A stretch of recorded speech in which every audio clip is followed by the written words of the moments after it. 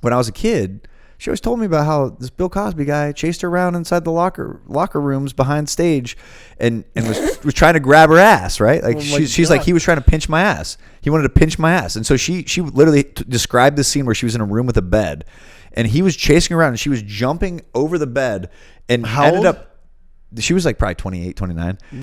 But she ended up running out of the room to escape Bill Cosby's ass pinching. And bro, that was how I found out that Bill Cosby was a creep about 10 years before the rest of the world knew. Get ready and buckle up, bozo.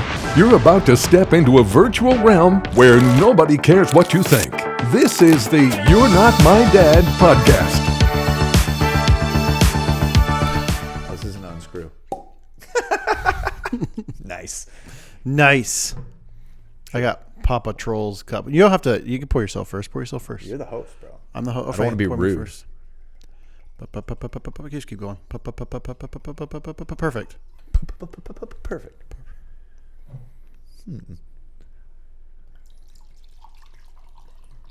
Okay. Like I see your pour. I just didn't want to. I don't want to get one upped, bro. Yours is like an apple juice pour. I was like an apple juice pour. Yeah, I'm super competitive. By the way, this whiskey apparently is created by the very first African American master brewer in America. So, shout out to you, MLK. Who's it? What, you can't just say that and put it down. Okay. Who is this? Uncle Nearest? Uncle Nearest is what it's called, but apparently his first name was also Nearest. 1884. Okay. Nearest Green, the first known African American master distiller. Then this is actually a company owned by his It's got a bite. great granddaughter. Okay. And won Whiskey Magazine's 2021 Master Blender of the Year. So okay. Yeah, pretty awesome. What do you think? It definitely like I'm someone who just like can drink straight anything all the time. And that's got a bite. That's like got a long lasting warmth. Good. It's cold outside. Yeah, I definitely would say that like if you know you're gonna die outside in the cold, you drink this. Oh yeah. You just go right to sleep and you won't even know. You don't even know. You'll wake up in heaven land. And then that place is fucking cold. Oh, dude. You wake up, it's like, fuck. Damn it. Dude, you know what's actually crazy? Huh. Speaking of whiskey and cold and people dying. Yeah. One time, my friends and I rented a yurt in the Uinta Mountains out near Park City. Okay. It was a bunch of my college friends and I. No one there is like an outdoorsman whatsoever, except for like the 2 or 3 dudes who live in Park City that were with us. And there was a group of like 7 of us. Okay. 5 of us, very inexperienced. I guess 2 people experienced. Most people had never even snowshoed or worn snowshoes before or ever cross-country skied or split-boarded. So we get there to the parking lot. It's a 7-mile uphill climb to the yurt. So we all put on split boards and cross-country skis and stuff. Well, it wasn't cross-country. It was like alpine setups. So sure. Anyways, we start cruising up. No one knows how to use this stuff. So the guy with the split board broke both the bindings off within like the first mile. One of the guys... How many of you? There's like 7. Okay. One of the other guys didn't know how to use the skis, so we just took them off and just started hiking in like 2-3 feet powder. Basically, we got about 3 miles in, and everyone had given up except for the 2 dudes who actually knew what was going on. And we had a bottle of whiskey that we were supposed to, sip out of the whole time. And I'm not like an outdoorsman. I can't claim to be a hardcore alpine skier. Or You're pretty outdoorsy though. Outdoorsy, yeah. Yeah. But not like those guys. Like Park City guys are on a different level. But I'm out there like trying to make all my college buddies not look like idiots to our Park City friends. So I'm like ended up carrying like half of the bags for the whole group. I ended up giving my setup to someone else so they could use it, and then having to walk through the snow basically the rest of the way. Both our snowmobiles got stuck, and I forgot to mention we had 2 snowmobiles. They both died and got stuck. And then we ended up not being able to find the yurt. One of the guys went ahead and couldn't find the yurt. And basically 2 of the guys just gave up. They like laid down in the snow and just wanted to go to sleep. And I just had this bottle of whiskey, and I'm just drinking this whiskey and getting angry as fuck. It sounds like a really bad time. Oh, it was pretty bad. But what was the weather like? It was like a blizzard. It got like 12 inches of snow while we were hiking. That sucks. And so our own footprints were being covered up behind us. So you couldn't even like tell where we came from. Right. And then long story short, because I'm drinking this whiskey and I'm just angry, I'm just like the sergeant around in the back, just like Sure. yelling at everybody, picking people up, like throwing them back onto the trail. Like, keep fucking Yeah, you're walking. being dad. You're gonna angry die. dad. Disneyland dad. Yeah. And dude, Disneyland I dad. finished the entire bottle of whiskey by myself before we got to the yurt. And everyone shows up to the yurt. We finally get there. They're like, fuck yeah, we made it. Let's bust out the whiskey. You're like, I go in my crank backpack. it. I pull it out and it's empty. And they almost killed me. But it kept me warm, motivated me. And I Yeah. was able to yell at my friends enough to motivate them. Yeah. Cheers to Disneyland dads. Disneyland dads. Yeah. I had an outdoor experience. Two actually. One's kind of funny because I was in Idaho as a kid growing up. It was wintertime. I grew up on 5 acres, and I was so mad at my parents. I hated my parents. We had like an argument. I don't even know what. And it was a school night. And I just was like, I had the bright idea. I was like, I'm going to go walk outside and get lost and die. You like forget to do your homework? Yeah, I don't even know what the problem was. But it Your was parents like, like took away your favorite toy? yeah, because we weren't allowed a lot of things anyway. I was gonna say like video games, Nope. but you didn't play video Yeah, we games. weren't really allowed to. Nerd. I forgot what it was, but it was like it didn't matter. I just remember like I'm gonna go outside, I'm gonna run away, and I'm gonna get lost and die, or they're gonna be really sad they can't find me. I think that was like kind of like the emotionally unstable Chuck, which is totally not now, but that's then. Yes. So if you ever just like disappear in the middle of a video shoot, you're probably trying to like make us feel bad. Yeah, exactly. Well, it won't work. Yeah, We'll it let you won't die. work. Yeah, it won't work. I hope it wouldn't. Yeah. My inner spirit would be like, they don't fucking care. They don't fucking care. Yeah, they You're don't not care. my dad. You're not my dad. I don't even know why I'm here with you. I'm here. Who the because- fuck are you? Yeah. No, but I like laid in the snow and I just waited there for like what felt like an hour, probably was only like 15, 20 minutes. And I made myself cry. I knew exactly where I was to the house, but it was getting kind of dark. And then my dog found me. And then I was like, that's a sign to come back. Did your parents even notice you were gone? Nope. Nope. So they're just like, Oh, what's up, dude? that's where you were. Yeah, I thought I'm the oldest of 5 kids. It's just a crazy house. It's like you could easily go walk off into the dark, cold North Idaho woods, and no one would really know for a while. Yeah, for a while. And this is when you lived in the woods, right? Like you weren't like in a neighborhood. You were No, it like, was like North Hayden. It's like yeah, laying in still- the woods. Yeah, just laying in the woods, waiting to like either Die. be found or die. Good plan. Yeah, yeah. The real one was when I was 13. I got my hunter's license when I was like 12 because I was peer pressured into it. And I think hunting's cool. I've never done it actually, besides this one time. And we go with a church friend into southern Idaho for elk season. And it's like right past October 31st. I forgot it is. It's like that late October, early November time. And I love guns. I shoot them all the time. I haven't for a while because it's expensive. But So expensive. But I like to shoot guns, blah, blah, blah. But we go hunting, and we go hunting with, like, my dad picks the crazy guy. Oh, no. And he's really cool. He's a family friend, a church family friend. His name's Jeff. He's a tile man, and he, like, owns his own tile company. Oh, he's hardcore. Yeah. And he takes his shirt off, and guess what? He's got an elk mural on his back. He wears elk teeth for a necklace. He's got like elk on his arms. Like he's the elk man. He's elk. Is he part elk? He acts like it. And we went with him to go hunting, and there was like six dads, 6 guns, 6 dads. I showed up. I was just a spotter because it's like I'm 13 and Oh, you're just the watching kid. I'm there, but You're the bitch boy. I got to carry a handgun. Ooh. And So you were the protection, like that bodyguard. just the experience. Like kid. you were gonna murk some shit if you saw a bear Yeah. coming up at you. You were like, Yeah, fuck all the this dads bitch. lost their guns, and I'm the one. Yeah, runs after them. Sure. 13-year-old, yeah. Yeah, but anyway, like we get up at 3 a.m. in November weather in southern Idaho. Sounds about right. We hike a fucking mountain at 3 a.m. I hate it. I'm keeping up, but Jeff is a mountain man. He is an outdoors man. He can start a fire with a shoe. Probably. Well, you said he replaced his teeth with elk's teeth. No. He wore elk's teeth. Okay. No, Like no. not indentures. No. He just wore them around his like neck, like on a necklace, like his kill. So he's not actually part. Look, if the world goes south, he's definitely somebody. I'm like, where are you going? Like, what's your plan? I'm gonna come along and He's the guy. Yeah. He's got a bunker back in Canfield somewhere. He's probably got multiple. Multiple. But anyway, he's a cool guy, He hunts. He's been doing this forever. They're all probably like in their late 30s, I would say. And I'm going probably early 40s actually. So I'm going. We're walking up the hill, and the equivalent, because I asked Jeff about it, because I was like, in my head, Jeff, this is a huge mountain. He's like, oh, that's a huge mountain, because it's like one of his hunting spots. So it's like walking from the base of Schweitzer on the main quad to the top. Oh, so only about 5,000 feet of vert. Yeah. So it's like, yeah, I think it was probably a little bit less. Let's just call it a little bit less.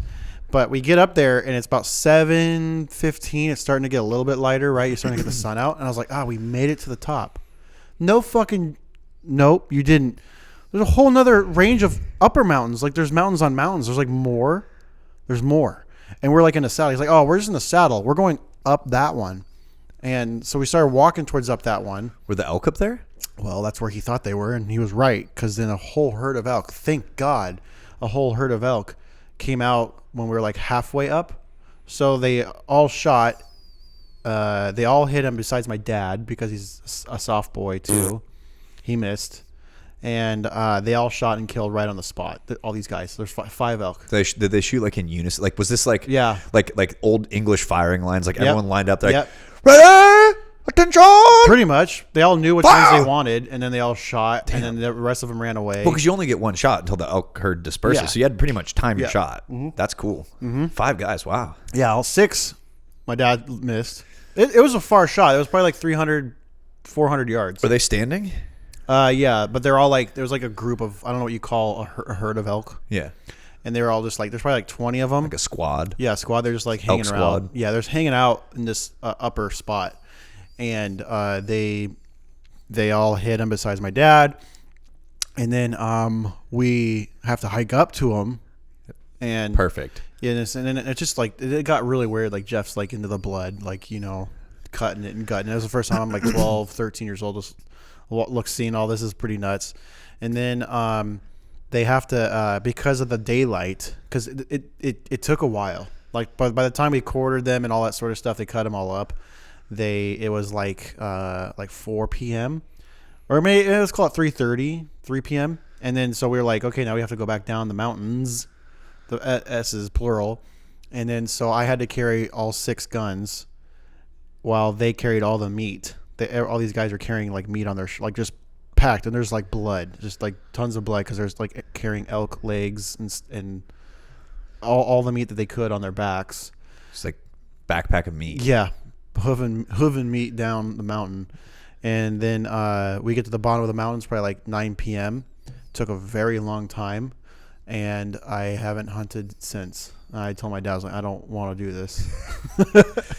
I thought you were gonna say that you guys like cut open the elks and then got inside them like Star Wars, style, like No. Han Solo. No, I don't know why I thought of it. Just when you were talking about getting lost in the snow, I was like, I remember trying to get lost in the snow, and then somehow I remembered. Oh yeah, I remember I killed those elk, Dude. and I had to hike it all down. I feel like every kid has to have a shitty hunting story, because like, Whoa, it's wait, important.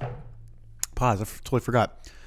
Welcome everybody to the You're Not My Dad podcast. This is episode 21. We're ankle deep into the stories. Okay, you're like, shush, 12 minutes into this. Okay. Obviously, this is not Andrew. This is Jeremy, familiar voice and face. What up? And yeah, welcome. This is today is MLK Day for us. We'll get into that a little bit, maybe. Yeah. With the black-owned whiskey, it's actually pretty good. Now We're that I'm already used to into it, yeah. I'm We're supporting the sitting cause. with it. Yeah, supporting the cause. And yeah, that's about it. So just eat shit and die. Give us our stars, reviews, likes, comments, subscribes, whatever that takes for you, for me to be happy. Thank you. Chuck really likes getting dick pics too, so I do. just an option. Send 'em. Great form of support. Send close-ups. I like close-ups. They don't cost anything, and they're highly appreciated. Yeah, but anyway, cut back to okay. So Sorry. don't send me dick pics. What were we talking about? Oh, just horrible hunting stories. Yeah, horrible. Yeah, well, yeah, so that was mine. Oh. And wait, pretty really bad. quick, actually, because we're gonna get into this. Oh, I want to hear. The first time I ever saw, first time I ever took the liberty to look at a porn mag was with them. Ooh. We went to a gas station After or before? before. Like 4 in the morning? No, before hunting. Like, we're on our way to our camping spot. Oh, we okay, got to the town, and we're like, it's this little place. And it's back in the day when porn mags were in gas stations. Oh, yeah, I remember. And I'm like 13, and it said Hustler. And I knew in my head, I was like, that's the bad one. And I was like, well, I'm gonna like, so I was like this little 13-year-old kid with a raging boner in a gas station, like walking around where my dad isn't, and the guys are, and I'm just like trying to like, and just like quickly looking, as like trying to like flash photography, remember everything. As quick as Remember this. Yeah. I'm literally just like boom, boom, boom, boom, boom, boom, boom, and I remember just being like totally blown away by what's there, and I've never seen certain types of things before ever, and Like vaginas. yeah, but like, you know, not just like, you know, like Penthouse, and I wasn't ready for it, and I just was like so blown away and so disgusted and so riled up. I just like closed it and I put it by the mushrooms soups, like the Campbell's. There was like a bunch of Campbell's soup jars. That's where I had it laying out because it's the darkest spot where you could like flip a page or two. No one buys Campbell's soup at a gas station. So I left the Campbell's. So if you're in Salmon, Idaho, or wherever that town is next to Salmon, Idaho, and you found one open, It might at a still gas be there. station, yeah. Well, dude, if it's still there, Salmon's not very busy. used and abused. Wait, this is totally Just off lots topic. of guys going like, I'm gonna go get some cream of mushroom. You stay here. I'll be right back. I'll be right back. It might be a while. You were the one who this is off topic, but you're the one who told me about what was it? Woods porn. Forest porn, woods porn, Woods Yeah. Porn. What you got to explain that because that was Yeah. something I personally thought I was a worldly man, but I had no idea there was No, such woods a thing. porn is basically like you're either a victim of it or you cause it. And, Sounds horrible. And usually you do both. Oh my god. Woods porn is you're a victim of it, and you find porn Puss? you find porn in the woods. Oh, okay. Like you find like a Wait, magazine, what woods? Not that I need like to in know. the woods, like in nature. And technically, it's kind of loose. Like you can find it like in, you know, some people didn't grow up in the woods, so it's like for us it's like woods, but like, you know, around in the urban areas you can find urban porn, I guess, like on the ground. Oh yeah, probably like behind the dumpster near Yeah, the stuff 7-Eleven. like that. Yeah, Yeah. You know, so that's technically woods porn, but like up here in Idaho, especially, you just find woods porn. It's just like you're walking in the woods, and you see like a porn mag, you're like, oh, that's woods porn, and then Someone was jerking off around here. yeah, like and for me, my story was the only time I was a contributor of woods porn was when my neighbor, who had two older brothers, an 18-year-old brother and a 21-year-old brother, and they had stacks of Playboy magazines, and Bradley was his name, my neighbor. He's the one that got me. He's the one that like worldified me, and Did he touch you? no, but he basically like was like, this is porn, these are tits, this is what racism is, like everything. Wait, why did he teach you about racism? Because he came from California and he just was like just telling me all sorts of stuff. And Oh, so this is like that know-it-all kid next door. yeah, but like all the bad stuff, right? Like his Oh. parents didn't give a shit because again, his parents they were older. They already had two older ones. He was probably like some sort of accident of some sort. Like he's like Some sort of accident. yeah, they're like he's like 6 years at the time younger than his brother. You know, so it's like I guess it's not a huge gap when you think about it. You have like a 12-year-old and an 18-year-old. Yeah, you know, it's a pretty like, big gap. It's a big gap. And so the parents are just like, yeah, we already did this, so have at it. So he was like, he always had soda, like at dinner or whenever he wanted. Like, you know, bad. The freezer was always open to him for any sugars he wanted. His mom was always making like orange rolls in the morning, like during like weekdays. Like, She had given up. yeah, well, I came from a house that was like none of that was. Well, you were the oldest. Yeah, but I was the oldest too, so it's like reverse too. So it's like I had a nap time until I was like 6 or something. I literally did, and just like all sorts of stuff. Like I wasn't allowed to watch Jurassic Park. I thought you still have a nap time. No, Oh, okay. No. So you're just lying to me the other day when you said you couldn't hang out? probably.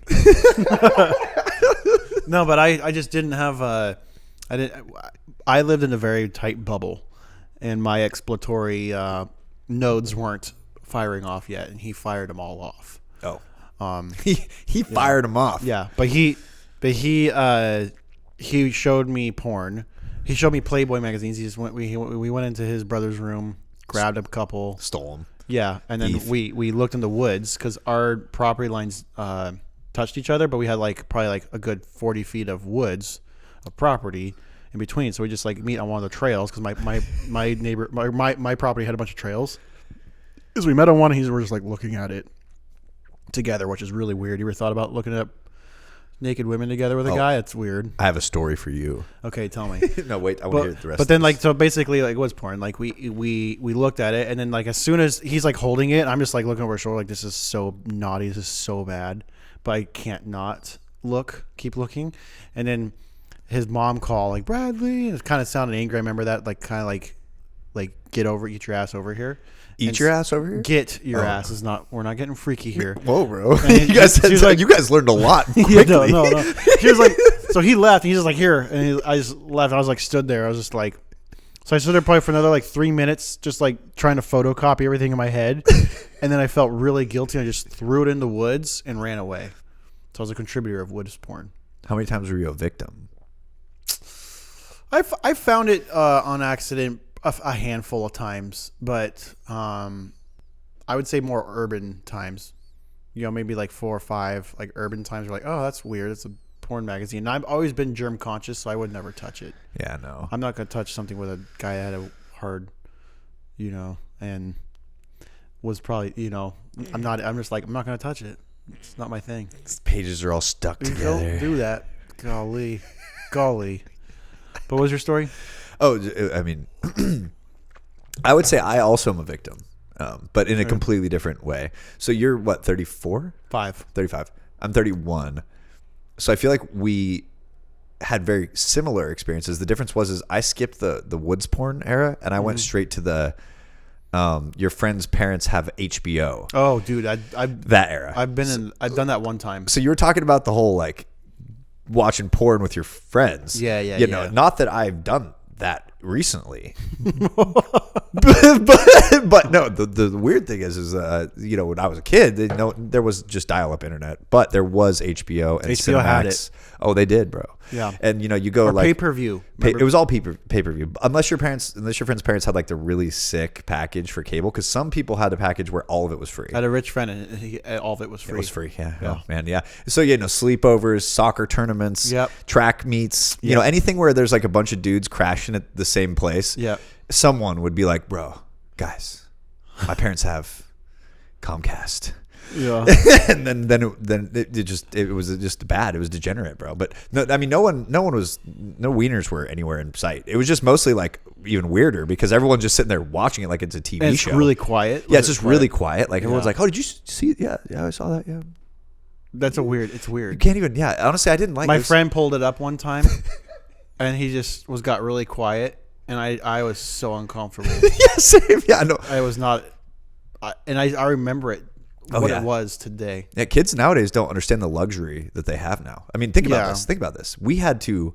Well, not that we had to. I mean, I had to. My friends actually, the first time that ever happened to me, I was a good kid. Like I was a very good kid. Mm-hmm. I did not sin. I read the Bible a lot. I'm pretty sure I went about 20 years no sin. No, That's actually untrue. But at the same time, my friends sat on me for the first time because they were like, "Oh, bro, you've never seen porn before?" And I was like, "No, I don't like that shit. I don't want to watch." Yeah. And I was like 16, 17. Yeah. Like I said, I was a good kid. Sure. I didn't even kiss a girl. Right. And they were like, "Oh, bro, have you ever seen a vagina before?" I'm like, "Nah, dude." They're like, "You're gay." I'm like, "No, I'm not. I'm not." Oh yeah, Dude, do it. I showed this to my nephew and his mom got so pissed. And he didn't know what it was. He's like, "What am I looking at?" I'm like, "Oh, you'll find out." Dude, that was actually the first. That was my first. Yeah. That was my first taste. Yeah. Then I went to my friend's house. Yep. Then they sat on me, and then they turned on the HBO or whatever it was, and they're like, "Dude, you got to watch this shit." Yeah. And I'm like, "You guys, I'm pretty sure you all are gay." Yeah. Because you're like forcing me to like look at naked women with you. Yeah. Like, so it's already. It just seems weird, boys. It's a little like, gay guys. And then they finally like got sick of me calling them gay, so they like turned it off, and we're like, "All right, at least you saw it." Yeah. But yeah, that was how I was inducted into the group. Pretty intense situations. Well, I was 5'2". I was pretty weak. Were you? Well, I mean, I was strong for 5'2", but when your friends are 6 foot and 190 pounds and you're 5'2" and 105 pounds, it's just not a fair competition. I was 198 pounds in my senior year. What the fuck? Yeah, and I wasn't skinny, but I wasn't at all fat. I was just like a beetle. It's your horse ass, bro. Yeah. I just have like broad shoulders, horse ass, and I'm dense. I feel like if you dissected me, like my bones would weigh a lot. Like I feel like I'm just like a dense human. Yeah, it makes sense. Like packed, like fudge. Fudge packer. Yeah, But literally, like I feel like if you took like 6 feet of meat and you crush into a cube, that's like me. I feel like because I've always been heavy. It's like every time I go to not every time, but the last time I did it, you get your body checked. Oh yeah, the body mass index. Yeah. It's like whenever I type in my stuff, it's like it gives me like the person, like the Michelin boy. I'm like, that's not me. Like I'm like right now I'm a little bit of a dad bod. I admit it. But like 4 years ago me, not at all. Like zero. No, I know. When I met you, you were in great shape. Yeah. Now I'm not. Is that what you're trying to say? No, I mean, okay. You were in great shape, and then you just got better. Dad bodded yourself a little bit. No, but I was always just like a dense little bug. It's like my dad.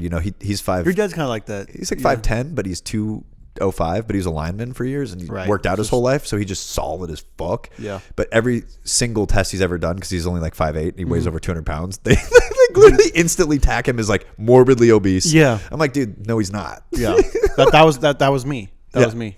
And then I think I've said this before on a different podcast, but I'll keep it short. Like I basically like went to a nutritionist person to do all the stuff because I had a gym membership where I like offered it one time, and I sat down with the guy, and I'm sure it wasn't that great of an experience or like echelon, but it was like pretty close. And he's like, he asked me, he's like, we did a couple things. He's like, okay, what is your like ideal? Like, and I was like, I'd really like to be at 180. And you'd be like thin, dude. Well, he laughed. He's like, that's not possible. Like, you'll be like rail. He's like, well, he's like, I guess it is. He's like, but you'd be like rail thin. Like, you'd be under a waist size 32. Yeah, you'd be disgusting. Yeah, you'd have no ass. Because I wouldn't even hang out with all my you. buddies were like they're like, I'm trying to push to 175. I'm like, I'm fucking 200. Like, I don't know how this works. Well, how does this work for you? Like, because I would stand next to my buddy, and we look the same, but he's like a whole 30, 40 pounds lighter, and I'm sitting here like, what's, like I don't know what it is. It's like, did you eat rocks as a child? A lot of milk. Oh, milk. Little milk and carbs. I was a carb lord too. Milk, bro. That was probably milk. You do have some dense bones. Pasta and cereal, like and peanut butter jelly sandwiches. But I was just super dense, and so like he basically was like, he's like, my ideal weight is what he told me. This is like literally like it's a decade ago now. But he was like, ideal weight. He's like what did he say? He was like 186. He's like, if you're 186, he's like, you'd be a waist size 32 with almost next to no like body fat and super cut. Like that's like, he's like, that's crazy. He's like, so ideally like the 190 plus range. And I was like, okay, that makes me feel better. Because I was at one point, I was cycling 100 miles a week, and I was running 20 miles a week, and I would not eat terrible, and I wouldn't eat great. I was just eating like very normal, but like not a bad diet. Probably more so like I would call it a B plus diet. Yeah, like homemade, but not necessarly ultra healthy. Yeah, not at all. But like I get chicken Caesar salads at restaurants. Better than fast food. Yeah. And I was like I was like 205 during that time, and I couldn't get under. Dude, we need to pump those numbers up. Should I just get heavier? It's just bad like as fuck. Dude. Yeah, we need to pump that shit thick up. as fuck, dude. Dude, bro. I mean, dude, it might work for the brand. I had a bodybuilder friend who looked at me. He's like, you have the build. You do, like, actually. I'm like the shoulders and like everything could just pack on. Well, you've got something special because like I don't think so. Well, we're similar height. We have similar width of shoulders, but I've got a little 30-inch waist and no ass, bro. That's crazy. So like for me, if I put on 25 pounds of muscle in my ass, legs, and lower back, I would probably be pretty similar to you. But that would also be impossible unless I was to go straight like HRT. Kim Kardashian, just get pumped with it. It's just a BBL, dude. Get myself a Brazilian butt lift. No, I literally have to shop pants by the ass. I've never had that problem. I have to shop by the ass. I can't shop by the waist. I have to shop by the ass.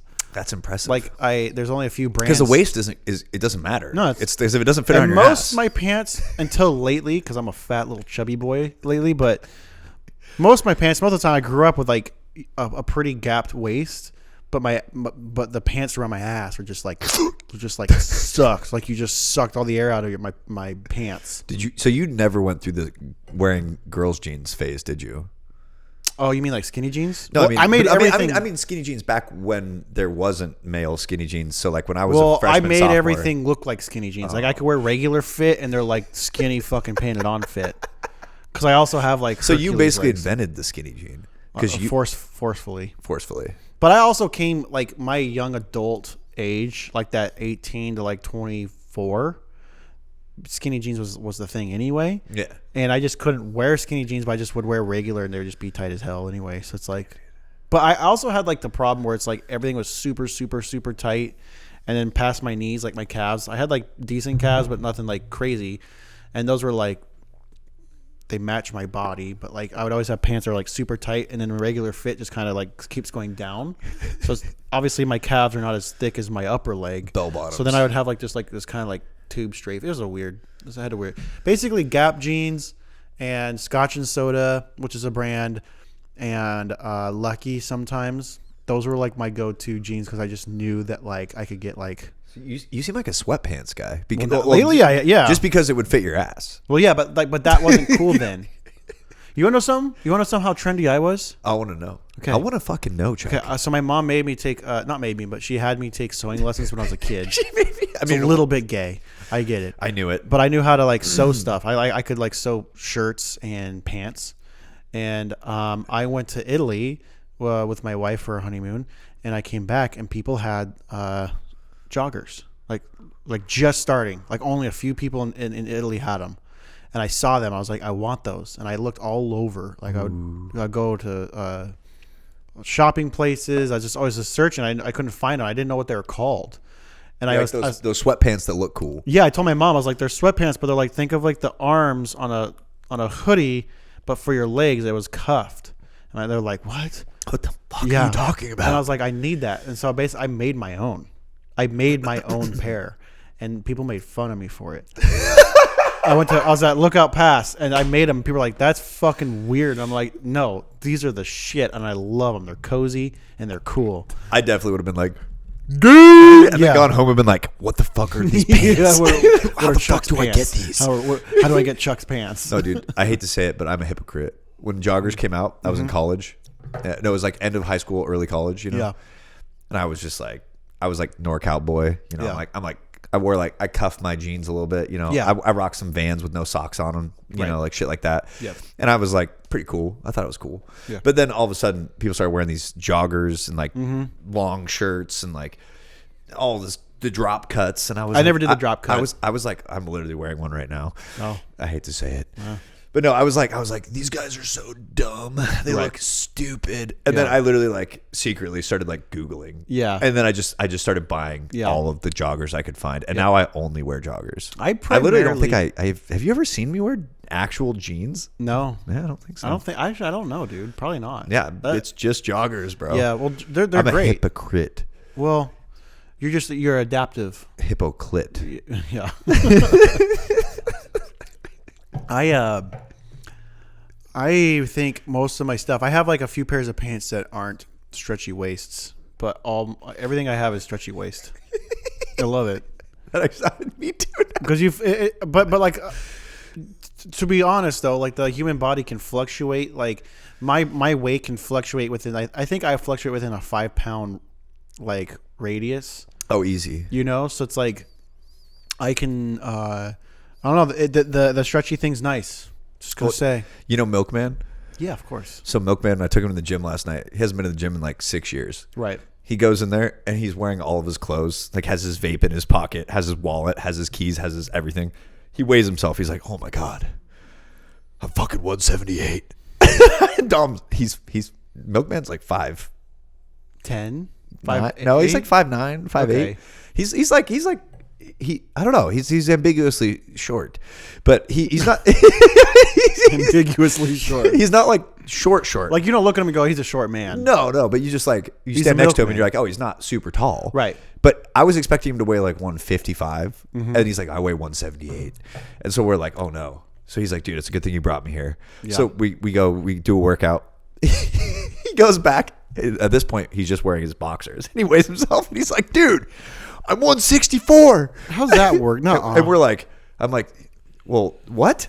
I'm like, that's impossible. You can't do that. And he's like, I don't know, dude. And I'm like, bro, were you wearing your clothes earlier? He's like, oh yeah. I was like, did you have all your stuff in your pockets? He's like, yep. And I'm Yeah. like, oh, okay. So how are you carrying 12 pounds of weight on you though? He wears like Dickies and like Carhartt type yeah, clothing that's like right. very thick. Yeah. And I think comfortable clothing ever made. Yeah, the worst clothes. Yeah. Just like if you want to wear like sandpaper on your body, That's what you wear. yeah, you wear that shit. Yeah. Yeah. Fucking pilgrim. Yeah. Fucking pilgrim. Yeah, Like if you want pilgrim. some tweed ass shit. Yeah, like just pilgrim looking Fucking ass. just rough ass clothes that'll Yeah. just cheese grade your fucking butt cheeks. Yeah, your dick. Yeah. That way every tip time of you take your dick. pants off, it looks like it's snowing. Yep. Yeah, just that sort of Yeah, clothes. Yeah, exactly. But no, but he anyways, somehow he was wearing like 10 pounds of clothes. So anyways, people can change weight pretty quickly, but most of the time it's their clothes. Yeah, I would say so. But at the same time, I've also taken a huge dump and weighed myself before and after and lost 3 pounds.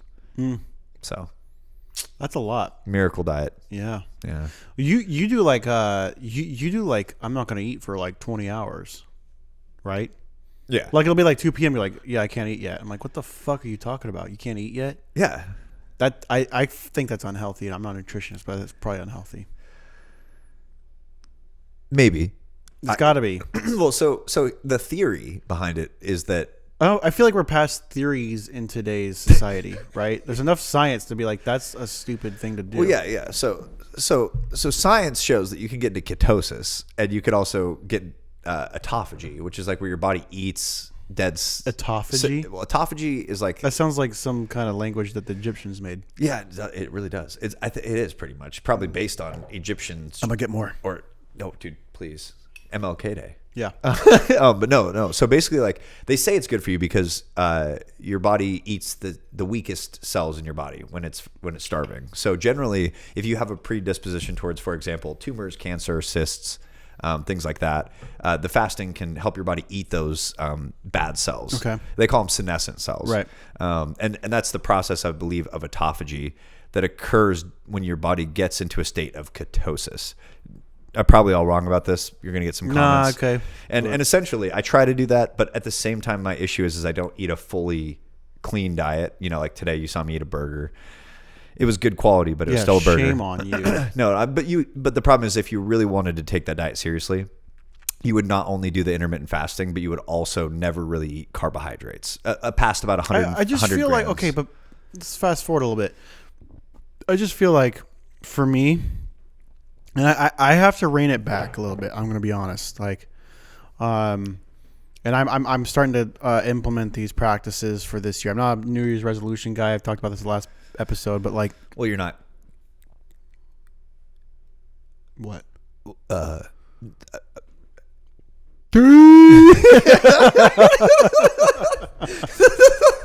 I don't know if we can say that on podcast. You can say whatever you want. You're right. Just not combos of words, I guess, together. But anyway, like, I've never been like, I guess I just look at it like this: enjoy life. Okay, put it this way. Okay, I'm gonna reverse a little bit more. Step back. I'm not the kind of guy that's wants to die with a ton of treasures saved up, right? Like, I want to play with it all. So, like, I personally don't care for legacy. I personally don't care for what's left after me. I care for, like, in my immediate family, like, obviously my kids and my wife and stuff, like, having enough for them to, like, continue and live the life that was set to, like, continue that life path for them. For that. Like, if you're dead, Yeah, like, right? do you plan on dying? No. But well, I guess what I'm trying to say is, like, I'm not trying to, like, build up like millions of dollars saved up, unless you are so rich that just happens, or like. But I'm trying to get this with food. Like, I Yes, look yeah. at people who are like super strict with dieting, and they do like the ice bath, and then you're like a freaking CrossFit monkey, and you're doing all this sort of stuff, and you're like, I'm gonna not eat this steak, and you know, this influencer told me to not eat all this sort of shit, and I'm gonna like pay $80 for this bag of bullshit, you know, like sawdust. It tastes like crap. I'm just gonna be like, dude, I'm gonna have a McChicken once in a while. Yo, I love I'm gonna McChicken. go to Swing Arm City and get a little rowdy. I'm gonna Eat a foot-long burrito. make some jokes. We're gonna ruin some tumblers on YouTube and on the internet, and I'm gonna have a burger. I love tacos. Taco Tuesday's the fucking shit. You know, and if that results in me being a slightly overweight person but a happier mentality, so be it. Now, I do get it. If it's like your lifestyle, fully endorse it. Because I will say that endorsing a fat person's lifestyle is stupid. Oh yeah. But Well, just I because think that you people, can't do as much. I guess shit. what I'm trying to say is people get so into the health factor so deep that I'm like, dude, life's short. Like, eat the fucking Butterfinger. Like, Yo, it's not Butterfingers gonna are be fire. a problem. Like, have that Domino's slice of pizza. Maybe not all the time. Like, I don't want to be like the devil on the street being like, yeah, dude, you gotta woods porn and like, you know, like Pizza. But I'm just like, hey, like, I don't get the like, I'm not bagging you, but I don't get the like, yeah, I can't eat that, and if you eat this, I'm gonna get this cancer. And I'm like, dude, there's so many things that's gonna kill you. Like, probably like in 10 years, people will be like, oh yeah, that toothpaste you had, that's gonna kill you. Oh, for sure. You know, it's gonna rot your teeth out. Your eyes are gonna shrink because of this food. So at the end of the day, I'm like, well, My eyes have already shrunk, bro. but what I'm trying to say is like the lifestyle, and you and I are in this. Normal people look at us with like when we do motorcycles or like skiing or snowboarding or like all these things, jumping out of airplanes and stuff. They already look at us going like, you are going to die. And I'm like, Yeah, I hear that a lot. but you're going to die of like, you're going to be a plain vanilla sandpaper bitch boy with no crust, Uncrustables, shitty knockoff version of Uncrustables sandwich because you're such a boring person. Like the dollar store Uncrustables. Yeah, if that's even a thing. I think they're called Smushables. Yeah, or just grossables. But I just don't. They I come guess, with mold inside of them. yeah, pre-mold. The pre-molded. The pre-molded. Dude, I have a friend who You bit into poor one of those fuck. and just ate a mold sandwich one time. Brand new. He just peeled it On open. purpose? Or No, he or just peeled it open, thought it was fresh. It was fresh. Bit into it. It was just mold. Did you get it from a hippie store? Was it like a hippie food? Because I think more hippie foods. No, it was like a literal Uncrustables from just like Walmart. That's so gnarly. Yeah, bro. Anyways. Like, Yeah, I like Uncrustables kind of because I have they're- kids now. Dude, they're actually fired. They're pretty good. I'm not going to lie. I've eaten a peanut butter and jelly sandwich. And then I saw Bert Kreischer talk about how he toasts his. He puts butter on each side and puts them in the toaster. Ooh. Yeah, and I was like, that sounds good. I haven't done it yet because I feel like that'd be like a I need more. You know? Yeah. Oh, yeah. No, Like that's, I will admit, there's been one time where I bought Uncrustables at Costco purely because it's like for my kids. I'm like, I'm gonna eat fucking 2/3 of these. oh, yeah. Yeah. I mean, I don't even have kids. And Don't. Or, I mean, have kids, but don't eat their diet. I was going to say, I've already bought Uncrustables for myself before. No, so you ask about the diet thing. The biggest thing is I don't actually stick to it that strictly. I mean, I would say I hit it 75% of the days. That's pretty good of the though. week. Yeah. I feel like that. I mean, I feel like if you could hit 40%, you're in the top 20%. Well, yeah, probably. Yeah. 40% top 20%. I would say if you hit 75%, you're in the top 5%. Yeah, if you can hit it 40% of the time, you're probably in the top 20% because there's a lot of people just give up. Well, yeah, no. And I mean, Yeah. honestly, I'm too stupid to remember when I messed up. So usually I forget, like, I'm like, I did great all week. Yeah. And then I think back, I'm like, dude, I had fucking Domino's pizza last night at 1 a.m. Yeah. I drank whiskey Yeah. Friday and Yeah. Saturday. Yeah. I went to McDonald's because I was late for a meeting and I couldn't find any food. I'm like, oh my God, I fucking suck. Yep. But I still generally hit my goals, at least with the fasting part. So it's the one area of my dietary stuff I can control Sure. without to be honest, I hate to say it, but those alcoholics are onto something. The what? The alcoholics. What do you mean? Like they're either all or nothing, baby. They don't got any in between. They don't got no chill. They just go hardcore or no core. And unfortunately, sometimes when it comes to me with food, I'm a fat fuck. And so the moment I take my first bite, bro, the beast emerges. What's funny is like you eat a lot. Oh, bro, I eat a lot. And I have a friend who's like you. His name's Steven. He's a great person. He can eat so much. I need to meet him. And I don't eat. I know. That's what makes no sense to me. I know, like I don't. Like, how do you build the muscle? Where did it come from? It's just given. I think I'm like gifted in that way. No, actually, Like you look at my arms, and I feel like guys who work out, like I'm a joker, right? I think guys who are like working out, and unfortunately for me, a lot of workout culture is getting bigger. oh, dude, so it's getting like, so big, bro. so- Everybody's either ripped or fat. Bro. yeah. It's So like one more of the two. more dudes are looking at me like, you don't fucking work out. I'm like, I don't. But like, look at me from a distance.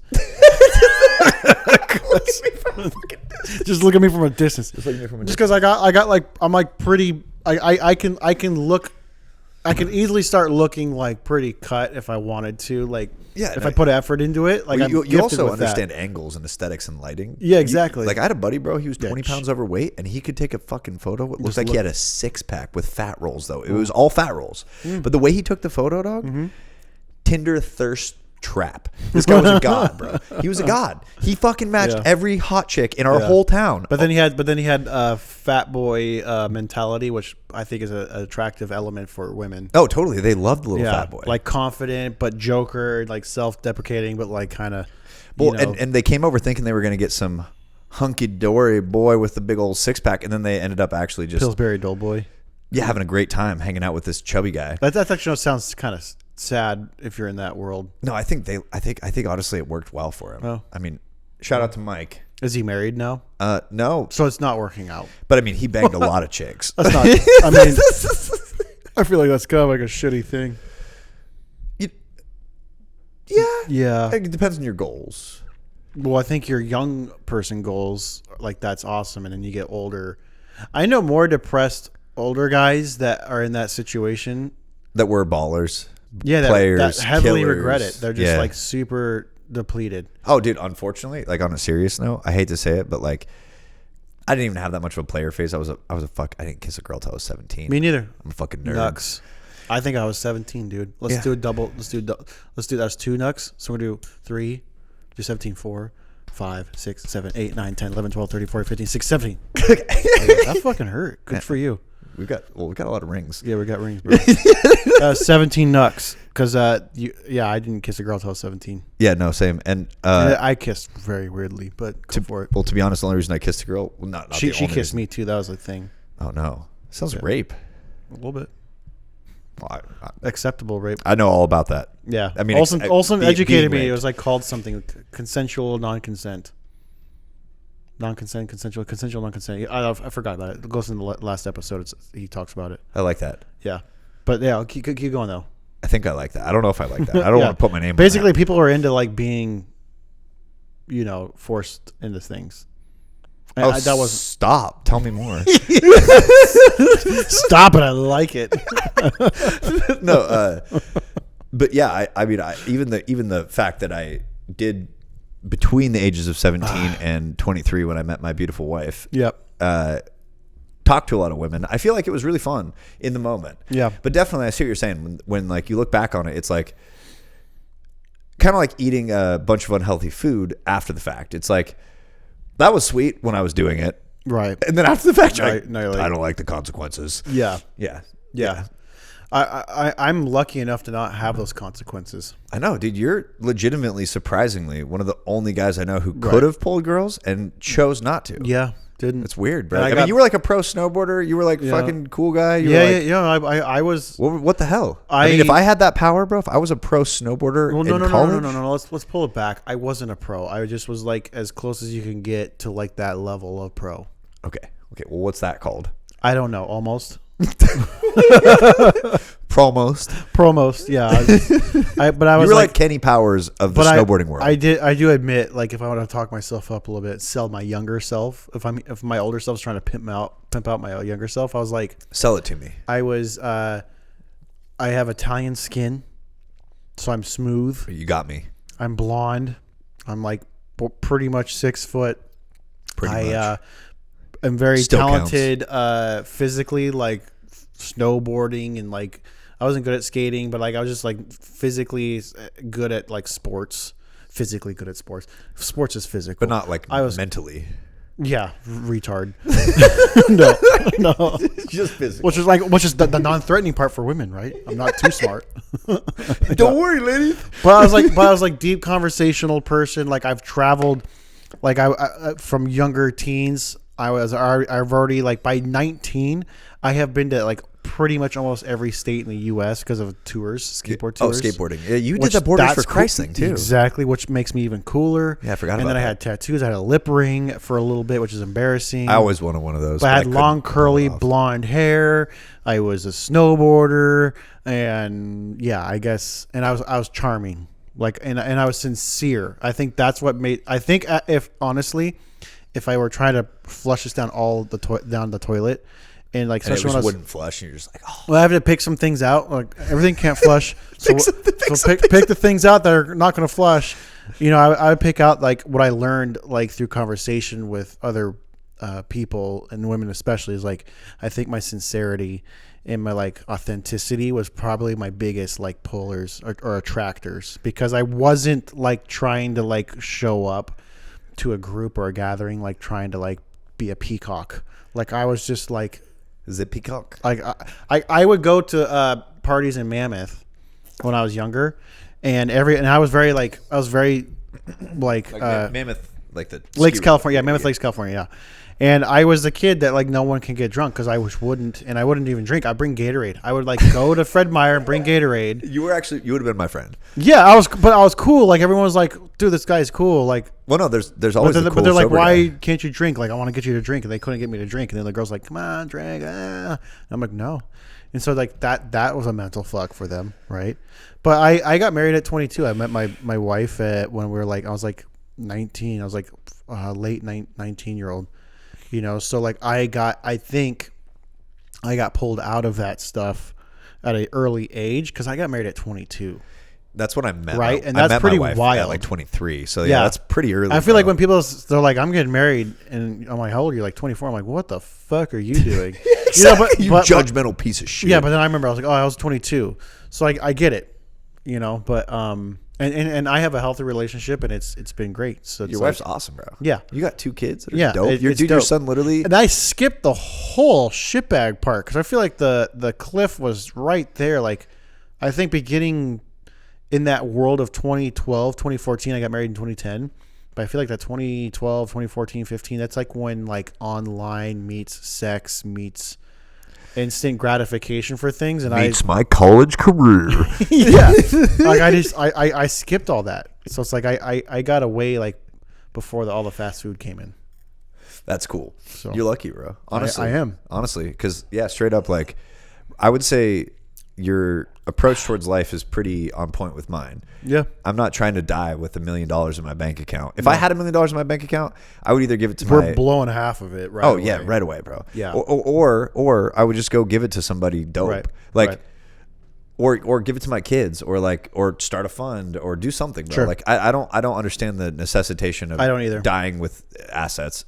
I also don't understand the necessitation. Well, let's pause really quick. Yeah. We might once we get there, Maybe we're just not old and enough I'm yet. open to that. Yeah. But right now, Hey, bro, it's like I used to hate joggers. no.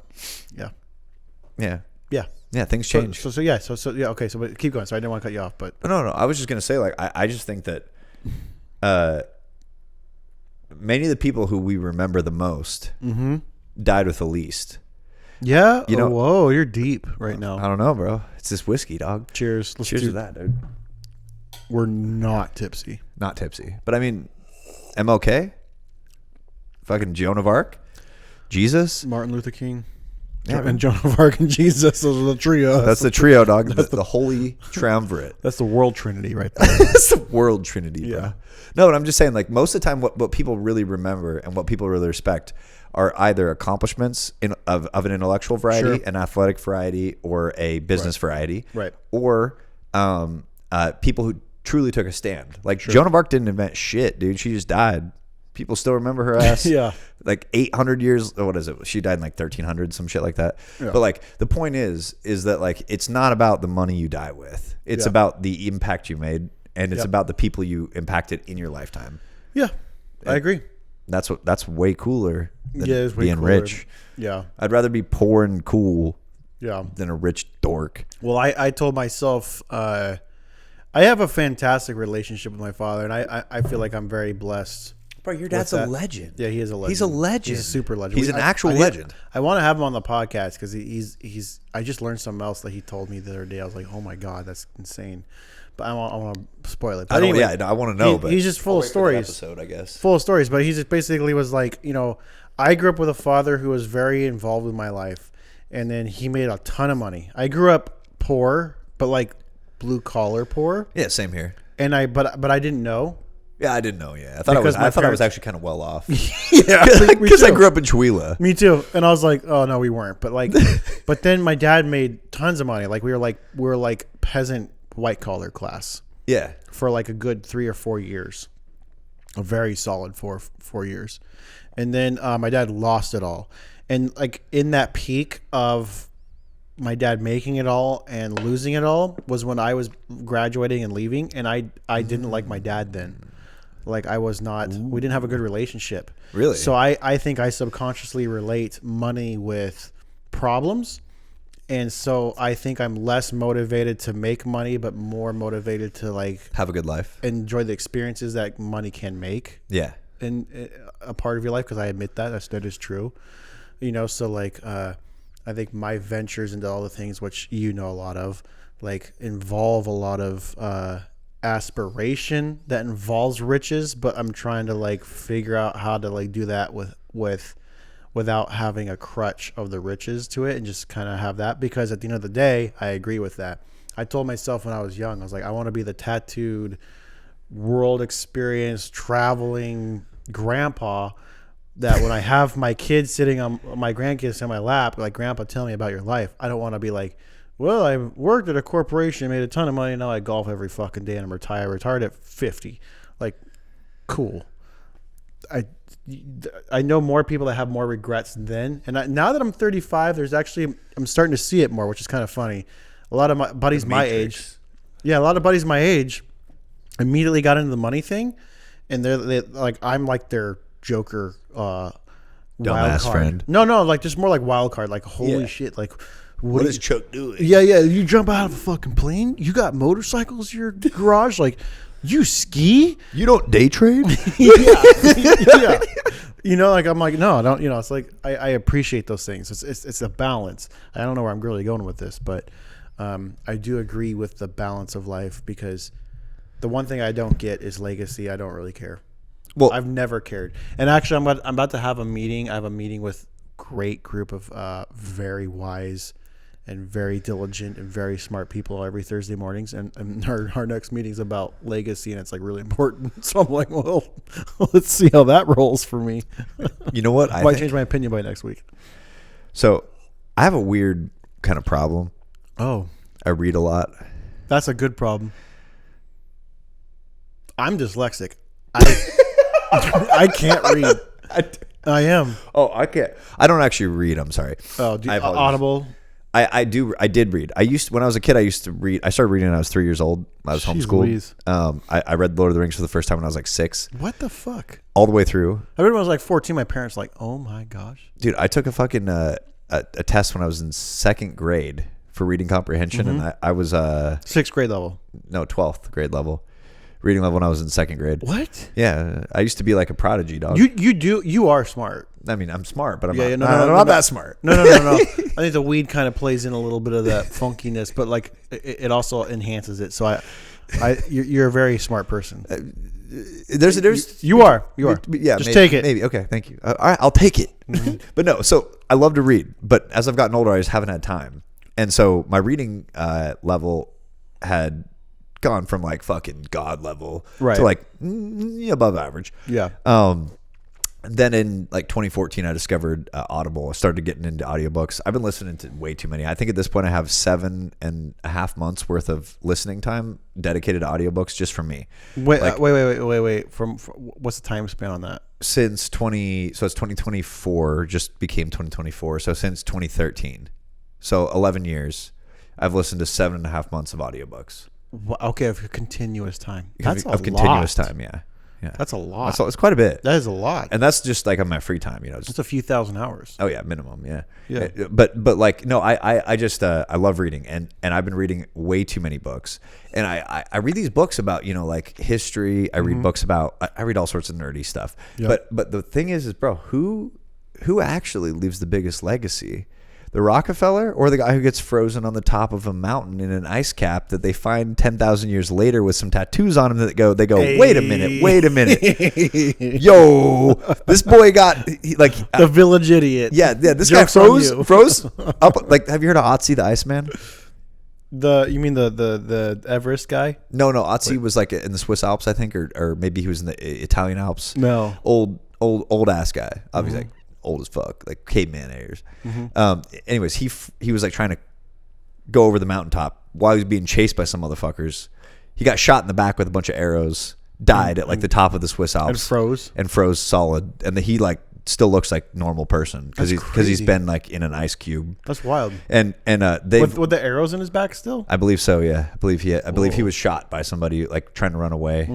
Either that or they think he might have been executed. Okay, something. But yeah, he didn't live.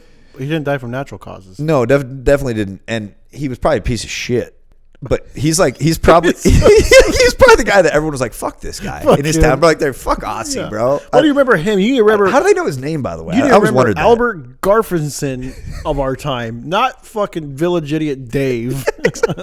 But who do we know about? We don't know about the most successful guy in his village. We know about the village idiot. Yeah, they got a arrow in his back. Yeah, exactly. You heard of the Bogman? No. The Bogman. He died in England. He was a little bad boy. Yeah. He got executed by being like drowned in a bog, but unfortunately bogs preserve, and he's also the only person from his village we've ever fucking heard about. Wow. So here's jokes on you, bitch. Yeah, here's my theory, bro. Regardless of other semantics thing, like how much money you make, all this other thing, you just need to get frozen or bogged out. The trick in life is to like get something some weird shit happen to you before you die. Yeah. So like preferably you could leave no legacy, bro. But just freeze yourself in a mountain. Okay, true talk. True talk right now. True talk, yeah. Because my dad says this all the time, and I do feel like if it ever does come down to this, I feel like it actually might become a reality. And like knock on wood a little bit here, but are you about to say some bad shit? No. Just like my dad always talks about, like if he always jokes, and it's almost like a serious joke, but it's a joke. It's the root of it's a joke, but then the older you get, you're like, is it a joke? Is it a joke? You know, he always says like, hey, if I'm like really losing it, like don't keep me around. Like tell me, let's go skydiving, and then just don't put a parachute on me. Oh, that's a good idea. You know, or like, well, no, but get him to the top of a mountain somewhere. He deserves that. Yeah, but like the whole idea was like give me some sort of epiphany experience. And my dad's a softie, and this is where your dad is not a softie. No. Your dad's a 6 foot tall Viking legend. But I've always made fun of him because he's a softie. My dad will cry immediately. Whoa. And he's a real man. Yeah, and I was like, that's full. You're such a shitbag, Dad. Like you can't do that. And then now die. I've been hit with the softiness like the last couple years. And my dad will see like when my wife was pregnant with our first kid and my daughter wasn't born yet, my dad knew about it. We were like skiing and he was in the lodge and he's like seeing a 2-year-old girl or a 3-year-old girl get ready. And he started crying. Like that's how like soft he is.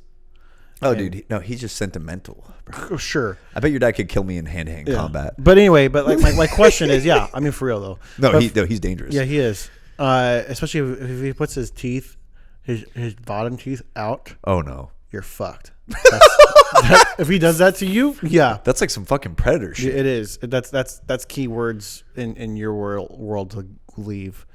But anyway, question is, if you were given the opportunity to live a miserable life that could potentially be better if you got through it, but you're like, let's say you're 65 or let's call it 68. Yeah. Right. And you got diagnosed with something it's like it's rapidly decreasing in quality of life. Yeah. Would you want to keep around and stick through it and try to figure it out, or would you want to like have that epiphany moment of like, this is it and let's jump off the cliff and have fun? That's a tough question, it is tough. Not to get too deep. Let's get deep. But this year, my grandma passed away. Right. And I was holding her hand when she died. That's gnarly. Yeah, bro. Like she passed when I was holding her hand. Yeah. So I had this, not to like talk about me, but I had a similar experience with my Nana when she died she passed away in 2018 or 2017. And she passed away like a few hours after, but she was like past, like she couldn't talk. She was like, clearly it was like, everyone knew. It's the last few hours. Yeah. No. And but yeah, that's gotta be kind of wild. Yeah, dude. Cheers to, what's your grandma's name? Kajern. Kadrian? Kajern. Kajern. Yeah. Kajern. Grandma, you're the best. Cheers, Grandma.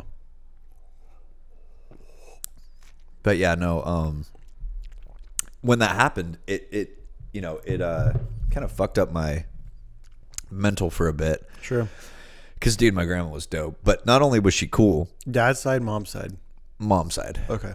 All my grandmas are really cool, man. Right. I happen to be lucky enough to have 3 because my dad's parents got divorced after he got out of high school.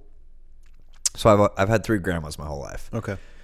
And bro, like, that's awesome. As a kid, it's pretty cool to have 3 grandmas. I never had any of that. More presents, Yeah. more dope grandparents to Sure. hang out with, more adventures. It was the best. But yeah, so a broken family sometimes can be a benefit.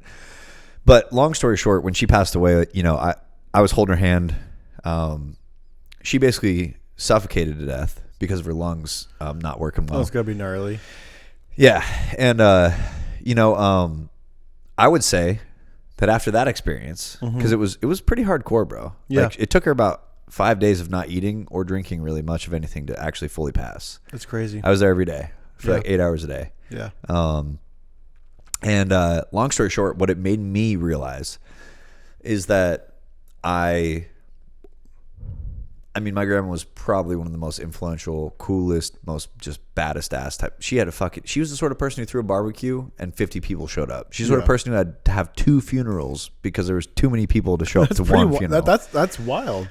And that was when she was cool. in her 80s, bro. Like, think if she had a funeral when she's in her 50s. Right. If it was like, It would have been like thousands like one of of those people. mega churches were like, come here, come Actually, here. Televised. Just real quick, random story. Yeah. About my grandma, because I got to tell this real quick. So before Bill Cosby got outed, bruh, I knew Bill Cosby was a creep because my grandma used to be real pretty. She was a model. Okay. She was the #1 saleswoman in America for fashion 90210, I believe it was. Wow. Which was basically Mary Kay of like the 70s, 80s, 90s. That's wild, bro. And so she used to be the person who they'd fly out to like Vegas to speak on stage for their like MLM, because basically it's a pyramid scheme. Yeah, MLM. sure, But she was the best in the whole country. She lived in Santa Cruz. She was a fucking socialite. She was good looking. Right. She killed it.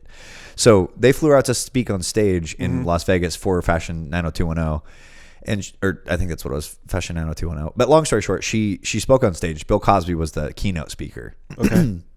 When I was a kid, she always told me about how this Bill Cosby guy chased her around inside the locker rooms behind stage and was trying to grab her ass, right? Like, she's like, he was trying to pinch my ass. He wanted to pinch my ass. And so she literally described the scene where she was in a room with a bed and he was chasing her around and she was jumping over the bed and she was like probably 28, 29. But she ended up running out of the room to escape Bill Cosby's ass pinching. And bro, that was how I found out that Bill Cosby was a creep about 10 years before the rest of the world knew. Wow. But yeah, she told me he was a creep. And she was like, bro, I'm pretty sure he wasn't joking. Because she was like, I think he wanted to do more than just pinch my ass. And I was like, Bill Cosby? Because I'd seen him when I was a Jello kid. Man? Yeah, like, J-E-L. hey, it's fun over. Yeah. Like, I was like, no, dude, like, not Bill Cosby, Grandma, you're crazy. Yeah. And then they fucking dropped all that shit. And I was like, Grandma Yeah. was right. Grandma was fucking right. Right, yeah. Grandma knew. She knew. Oh, dude. Personal experience. Personal experience. Firsthand. So anyways, totally great. Yeah. My grandma was a legend though. Okay. But long story short, what she taught me is that being with your friends and family is important. Honestly, I feel so privileged to have been there when she passed. Yeah. But if I could not have to put my friends and family through the same thing, I would definitely not like to. And So you're saying you jump out of the plane? I would jump out of the plane. Because I would too, bro. And bro, like if you have stage 4 cancer or something just like so that. you know, I have like multiple friends who've said the same thing. So like we might just have to get a fat party going. Yeah. Suicide bus. Well, and by the way, my thing is not jump out of a plane, bro. What would you do? I'm talking way gnarlier. Well, my dad's got one that makes him cry all the time, but what's yours? Oh, I always wanted to just, climb the tallest mountain I could. Well, you couldn't climb. You're stage 4 cancer. I mean, you're gonna get a couple steps and you're gonna freeze, which might be kind of cool. Might be kind of nice. So like fallback option is I freeze on the way up. Yeah. But if I make it to the top, Okay. And you get solidified up there. No, I'm not solidifying up there, bro. I'm not gonna be Otzi the Iceman at the top of the mountain. I'm going to be Jeremy the fucking dumbass at the bottom of the cliff. That never made it. But everyone's going to know. No, yeah. Like my ideal situation would They have no idea the story of it is like so sentimental. Like, you're going to die. That doesn't matter. No one else cares about any of that, bro. Yeah, what they care about is like the tattoos that I have and like the freaking clothes that I'm wearing and like the historical period I came from. Right. And it'll be like, this guy might have just landed a quadruple backflip. Yeah. From there, like 10,000 feet up. Yeah. Did he think he was going to make it? My dad always talks about, let me find a catastrophic event that requires me to sacrifice my life and let me do it. Dude. I was like, Dad, don't let me cry right now. That's he's like, no. Yeah, he's like, if I was dying and I knew it, and there was a bus that fell into the river, and I had to pull a bunch of kids out and die. He's like, that's what I want to do. I'm like, okay, Dad. Well, I mean, that'd be ideal. Yeah, it would be. Unfortunately, like, I don't know if I can arrange that. Hey, can you get really drunk and drive a bus with a bunch of kids off a cliff? I'll save them. Yeah, stage 4 cancer. I got it. Don't worry about it.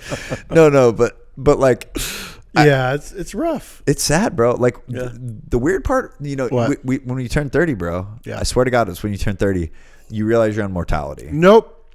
Fuck you. Nope. I turned 30. It was the best time of my life. Really? Yeah. I haven't hit that yet. Really? Yeah. I'm impressed. I haven't hit that yet. I have hit the realization that I'm 5 years, and actually I'm about to be 4 years. I'm 2 months away from being 36. But I'm like old ass bitch. 4 years from being 40, right? When's your birthday, real quick? March 9. March 25th. Are you Aries? I don't know what that means. It's like I'm Pisces, I think. That's what it is. Makes sense. Just kidding. I don't actually know what any of that means. Pisces. I was trying to be an asshole. My birthday's March 25th. I'm Pisces. So. My daughter's 27th. No way. Yeah, March. Yeah. Hell yeah. But anyway, like I was saying, I don't even know what I was saying. You were saying I forgot. That what was I saying? You were saying that what was I saying? Your birthday's coming up, and you haven't sensed mortality right, the sentimental value, right? Sentimental value. Like the only thing I've realized is like, okay, I'm 4 Trust years. the drunk guy. I'm 4 years from being 40, right? I'm further away from 21 than I am to 40, right? So like I've realized like you're getting older. The older part's settling in, and like us both last year for me anyway was a rough year, especially with snowboarding and a bunch of stuff happened. Oh yeah, dude, same here, bro. You and I both tore our Achilles tendon within a week and a half of each other, and then you tore yours twice. Yeah. And then I had to get complete reconstructive surgery on mine. It was bad. Yeah, that part is like because we're a bunch of gimps. Yeah, but like I remember like being 34ish, being like, I'm doing a good job of holding on to like ripping hard. Because I know a lot of buddies who just can't even like ride down the hill, like well. Well, you're kind of a legend, bro. Well, whatever. But like and then like that happened, and then you're like, oh, okay, fuck. You know, like I'm getting older. Like I gotta be more careful. You know, but at the same time, it's also this double-edged sword where you're like, fuck your preconceptions. Yeah, and kind of going actually into, fuck your face, bro. And going into this, let's get into this. It'll be the end of our conversation, I guess. But which is kind of funny. It's a little bit of a downslope, but I feel like it's a massive upslope. And I never thought in my life that I'd be 35 ruining fucking Stanley Cups on YouTube. Or doing a podcast with a piece of shit guy like me. Yeah. Or like, you know, I guess my idea, like, person inside my head when I was like 18, 20, because I was so goal orientated, it was like making tons of money and all that sort of stuff. And I believe that will come. But I do feel like I'm 35 ruining cups on YouTube and TikTok. and we've had some recent no better place to be. We've had some recent success. Oh yeah. We have a video of us ruining a Stanley Cup that's got like over 3 million views. 3.2 almost. Yeah, now. And who knows where it's gonna go. But like, you know, now we're trying to figure out how to scrap money to buy a pink Stanley Cup for $300 to ruin that one, because middle school and high school girls covet it. Well, we're basically like the Whistling Diesel of home goods. Yeah. Yeah. And it's not a bad place to be, I guess. I guess in a way we are village idiots. No, that's I actually think we always been are. one of. That's to be honest, that's also always been kind of one of my goals. Like, and I know that sounds weird. To be a village idiot. Yeah, totally. So I my career that I wanted to identify be with it. as a kid was I wanted to be the bard or like Okay. the mithril, Okay. the minstrel. I'm sorry, the mithril. The minstrel? The mithril. That's a fucking fake metal from Lord of the Rings. Well, the minstrel sounds weirder. The minstrel. Well, a minstrel is a bard. Well, the minstrel is also like a period. Oh, that's menstrual. Yeah, well, this that's what I'm is saying. minstrel. This is spelled different. Totally. Okay. It's instead of anyways, minstrel with an I. Okay. Minstrels were just another word for bard, which is basically like a entertainer of serfs. Okay. Basically, your job was to just go around to different towns. Like you ever seen Lord of the Rings? Gandalf when he rolls up with the fireworks in his cart in the beginning? He was a shit. No, that's. But he also showed up with a bunch of midgets. Like he's a normal sized body. He was fidgeting. Fidgeting. He was visiting the midgets. He's fidgeting. That's when you visit midgets. Is fidgeting. So if you visit midgets, that's called fidgeting. But we can't say that anymore. It's Yeah, we small. can say little midgets. people. You just can't say like retard midgets. Oh, You're right. Don't say that. yeah. Do you know there's actually? I don't know if I should get into this. What? Are there Down syndrome midgets? No. Is there wait? No, there's something better than that, bro. Something better than that you've never even would have thought was possible. That I actually know. Actually, wait. Just really quick. Are there Down syndrome midgets? I actually don't know if that's possible because I feel like I feel like most midgets are really smart. We gotta search the internet. Well, they have big heads. They used, I don't know, dude. I don't. During the ancient times, Zacchaeus in the Bible. Yeah, he was probably a midget. No, he was. And did you know that in the He was a tax collector. He's like, okay, I'm short, but I'm gonna make sure you guys are all sucking my dick. No. So the Romans and the Greeks both actually put people that had Midget syndrome midget or whatever you syndrome call it. in positions of accounting because they believed that they were better at. So dwarves, like the whole modern day idea of dwarves, like When I hear dwarves, I just think of Lord of the Rings. Well, so just so you know, Tolkien basically invented the modern idea of dwarves, but it was based off of a historical context when basically for thousands of years, most societies had employed. Watch what you say. No, this is true. This is true. Okay. They employed and paid people that were dwarvish. Sorry, but no. So I'm just missing my mouth. So essentially, Tolkien wrote the dwarves as a caricature of the way that we had treated midgets for thousands of years, and people who were shorter that had the big head, they thought they were really smart. And they might have. I have no idea if there's any correlation between cranium size and intelligence. But long story short, they basically use them as accountants for not use them, but they got automatically an accounting job. It wasn't like they were being used because accountants always have been paid pretty well. Yeah. But essentially those people were accountants. So the dwarves, the reason they hoard gold and minerals and mine is because that was basically the caricature of dwarves in his paradigm in World War I. Okay. So previous World War I, dwarvish people, as far as I know, were basically oftentimes given the opportunity to be accountants and legal assistants, right, and lawyers and things like that. And so they used to imagine also having a midget lawyer. Back in that time, you're like, I got the best. The shorter he is, the better. The judge is already midget's right. He's right. This guy fucking knows what he's talking about. The Romans are the other defendants got normal sized. Yeah, but he's got total logic. He did it. But no, he's got a midget, man. He's got a midget, bro. Yeah, he wins. Yeah, but no. So essentially, that's where the dwarvish legend kind of sure, okay. Basically, but Tolkien, that's cool. But yeah, if that's true. Okay, no, it is true. That's why Zacchaeus was a tax collector. Mm-hmm. But long story short, they also believed up until the Gilded Era, 1910 or so, which actually was not the Gilded Era. Gilded Era ended in the 1890s. But they believed that cranium size directly related to intelligence. Okay. And so they used to measure people's cranium, and based upon your cranium size, that was basically your aptitude for critical thinking. Well, fuck, dude, my head's huge. Yeah, I was gonna say you would have fucking done well. You want to put a book in front of me? Well, my head's pretty small. It's hard to read. So they would have thought I was retarded. Yeah. Oh Well, shit! I shouldn't have said that. You can say I say retard. Okay, good. You're okay. Okay, well. My mother-in-law. And by the way, I don't mean that in any offensive way. Well, I don't care. My mother-in-law. My mother-in-law's a she was a Down syndrome or she's a special ed teacher, not just purely Down syndrome. It's all types of people. Yeah. So I can say it. That's Okay. That's how that works. It makes sense. Yeah, I have a Chinese sister, so I can say Chinese slang. Oh. Oriental? No, I'm just kidding. That's not true. But I found out Oriental's racist, by the way. Apparently I don't that's care. super racist. I don't care, dude. Why is that racist? It shouldn't be.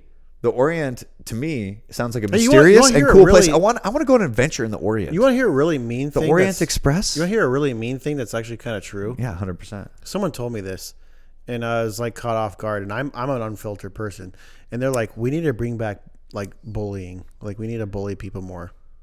I feel like we do. I do. Social media. I'm not saying we do or we don't, but I'm like it's a interesting contrast to be like I mean, do you know why I'm the man I am today? because of people that told you couldn't do what you could do. Oh, no. Oh. People always believed in me. Oh, I'm just kidding. No, people didn't believe me. No, mostly I was 5'2", went from being homeschooled to high school, right. That's a rough straight transition. into high school. Yeah, that's rough. And bro, being 5'2" and being a freshman who was homeschooled. And by the way, I thought Hawaiian shirts tucked into cargo shorts with Was with dope. one of those like fabric Right. belts that hung down, Ah, man, and the skate shoes. you are prime. and the skate shoes with the ankle socks. You're prime material for. But Hawaiian shirt, bro. Yeah. Dude, I was an idiot. Yeah. And here's the deal. I rocked that shit. And I also would grease my hair down so much with gel, like the dollar store gel. Like, it was super sloppy and Yeah, just thick. thick. Made your hair look wet. you tap on it. I would like I would like part it, like center part or like side part, and Yep. like grease the fuck out of my hair, bro. So I looked real good for the ladies. And yeah, I just got picked on a lot. But guess what? I was so dumb. Oh, yeah, dumb. It might be the right word. Yeah. Socially inept. Yeah, I yeah. actually thought that all these guys were hilarious, and I was like, dude, that's These fucking. I was like, dude, these guys are so like you're funny. a legend. Like no, like they're just like Yeah. burning me, and I'm like, bro, you guys Yeah. are fucking awesome. Well, okay, but this And is so then eventually I just became best friends with all of my bullies. So like basically every single person who tried to bully me, Right. I didn't realize they were Right. bullying me because I was homeschooled. Right, so and you're just I'd be like, bro, you guys are fucking hilarious. Like they'd be like, they like roast me. They're like, in front what of are the you whole trying to class. do? And they'd be like, shut up, you fucking Hawaiian shirt wearing little cargo shorts, bitch. And I'd be like, bro, that was a good one. And they'd be like, this guy is homeschooled. And then pretty soon it basically turned into, they were like, yeah, we could tolerate him. And Yeah. then pretty soon it turned into like, we're all best friends. Right. But it was basically because I got bullied. And then Right. eventually I learned how to buy girls' jeans as skinny jeans. And then I eventually ended up buying joggers, and now I look really cool all the time. And I'm a fashion icon, basically. Well, fast forward to now. Fast forward to now because you're in this with me. I've kind of forcefully pulled you into my circle. Well, no, I like it. I like it too, but we have. I think we're at the very beginning of something that's going to do this. Like And- like a boner. Yeah. And I think that we're getting a taste of like what the world's about to get. But anyway, with that being said, we ruined a Stanley Cup. That was fun and all, shooting it with a backyard camera and all that sort of stuff. But let's fast forward a hypothetical couple years. Yes, yeah. Right? What is something that if we kept on the string of what we're doing, the same tune, what is something iconic that you would like to destroy for society to just get their mind bubbled about? Ooh. Like, what is something that like you can look at and go, Chuck, if we can do this with a video or like destroy this for the sake of doing it, as because we're a bunch of village idiots, what would that be? That is a really good question. So, does it need to be technical? It could be anything you want. There no strings attached. Like, what is something that you can be like, hey, if we can get to a point where in a video we're doing this to this object or whatever, not a human, right? We're not going to murder. We aren't going to destroy any humans. No. It's just more so like it's an object that people idolize or something. What would it be? Like what's like pinnacle? Like we made it. Oh, dude. Like we're gonna shake hands after the video. We're like, we did it. Oh, I know. I know Tell exactly. me. I know exactly what I want to destroy. So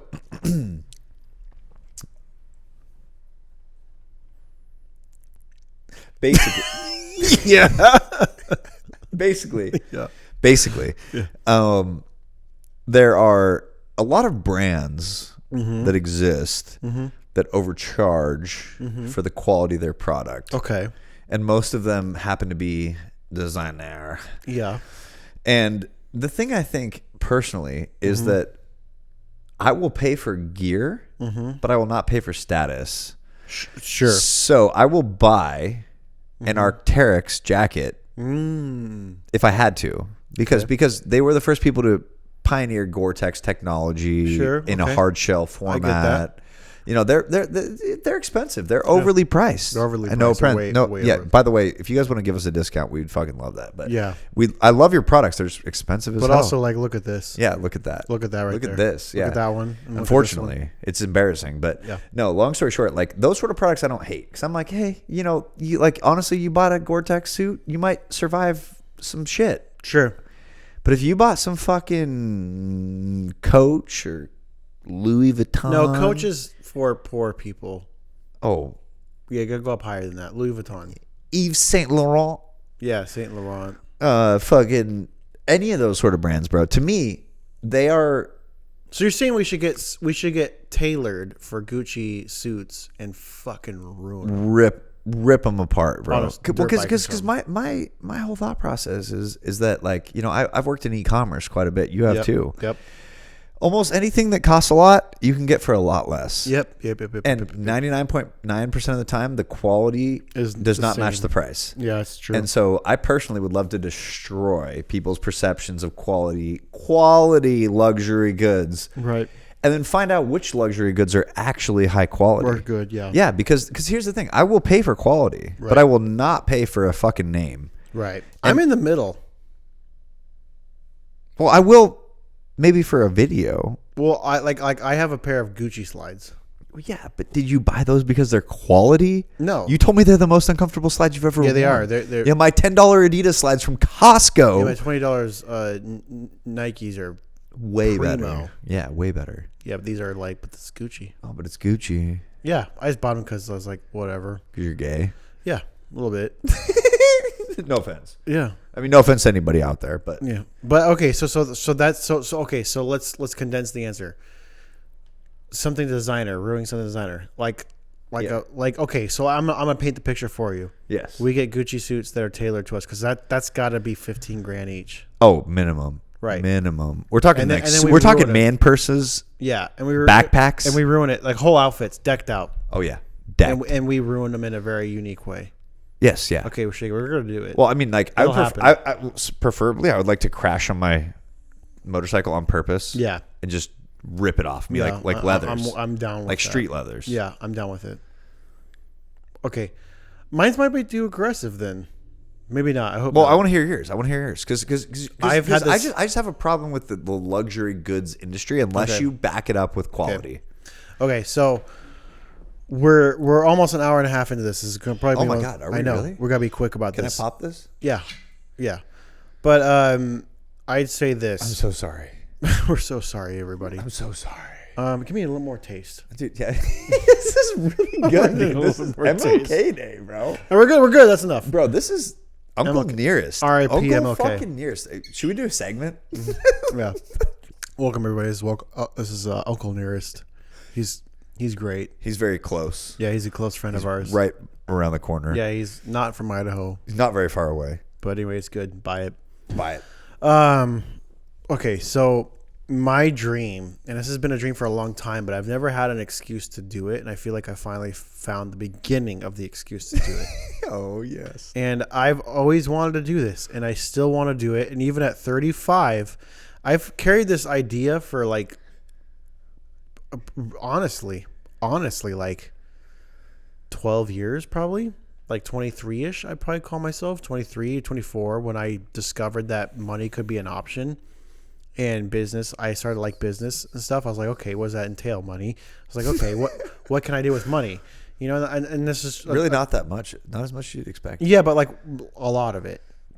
And I was like, okay, this is still a dream of mine. I really want to ruin a luxury car, and it's always been a Lamborghini. Ooh. Like, I really want to, like... That's a whole nother level. I really, really want to, like, wear a GoPro on my chest, maybe one on my head or whatever, and buy a car from a dealership, and that exact day, just rip it. Like, have fun with it. Rip it in the field. Like, just destroy it.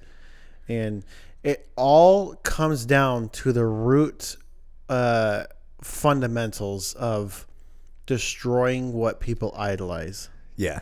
And I know that it'll be a mountain of work to get to that point, to where you're going to have hesitations of like ruining something that just cost you $300,000. Oh yeah.